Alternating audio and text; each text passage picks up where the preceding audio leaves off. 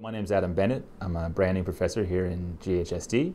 I also did my PhD here in International Health and Development, and I've been here for a total of 4 months as a professor.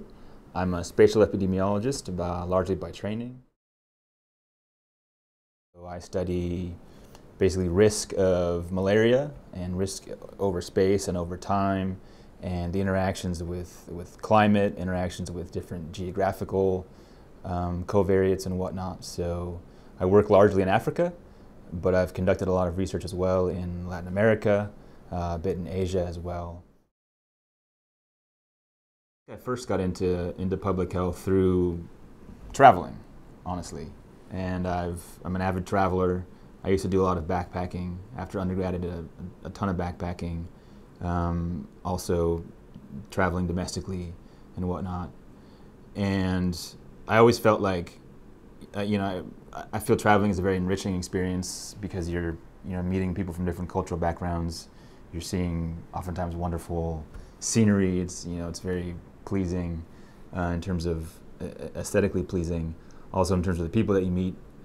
So I find it's a very enriching experience. But then I also kind of came to a point where I was like, well, what am I giving back here? And what is my role in sort of the world outside of just me soaking in all of these experiences?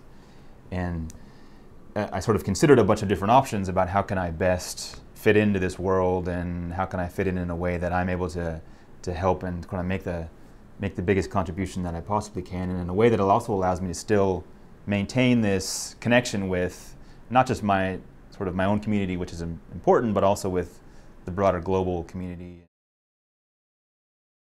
I would say my advice to current and future students would be to, as much as possible, diversify your background by going abroad or maybe domestically and working with programs or seeing how programs work under different disease settings as well as different geographical settings, and trying to work with as many different people as possible, but also try and enhance your skills as much as possible.